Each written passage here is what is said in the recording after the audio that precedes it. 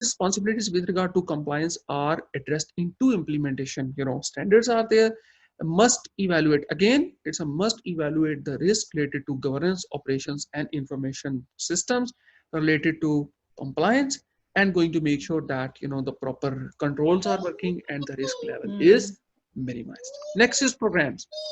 Now, compliance programs assist organizations in preventing unintended employee violations, detection of illegal acts, and discouraging intentional employee violations, right? So what does that mean? That means that you are going to have a system in your organization, compliance in your organization, which is going to stop the employees, which is going to prevent the employees to do any illegal action, or intentionally or unintentionally. For example, we will say how this is possible. This is possible, for example, you see, in many companies there is a system like this: prepared, prepared by, checked by. you know Checked by means that there will be a supervisor who is going to oversee whatever is done. So what will happen that if you are going to make such kind of system, what will happen automatically? Illegal actions, violations, they are going to be reduced. So if this is going on, what is the help? You see, prove insurance claims. So they will help prove insurance claims. So for example, whenever there is like a non-compliance is going on, right? There is a non-compliance going on. So we will be able to claim the insurance. Jennifer, you get this point? In prove insurance claims, what does that mean? Yeah. Have any idea what does that mean? Prove insurance claims. Prove insurance claims. I mean, What does this mean? yeah, what does This that mean? Like, if we have such kind of program, how it's going to prove insurance claim? yeah, I mean, for this one, because as we have separate, we have a partner insurance company. Okay. This to prove that you are allowed to have insurance claims. If this is the case, this Yeah, if anything is going to happen, there is like an this have insurance company. separate. Yes. Whereas like a separate like a system is going on. Yeah, so we are not the one who are. This basically function, or the one who's doing this is the insurance company itself.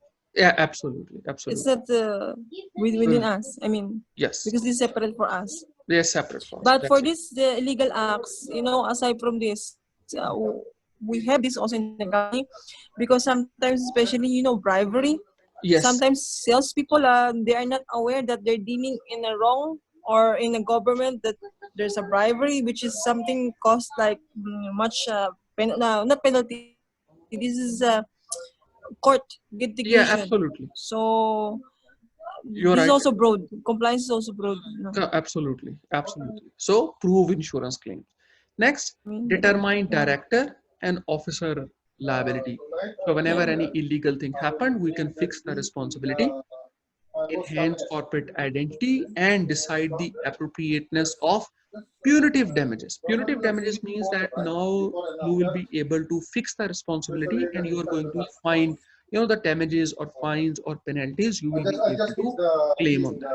Next, we are going to have organizational standards and procedures are there. The organization establishes compliance standards and procedures to be followed by its employees and other agents who are reasonably capable of reducing the probability of criminal act. So simply speaking, there is supposed to be standards, or like a framework or a system is supposed to be there. This is the main important point which I was discussing with reference to responsibility fixing.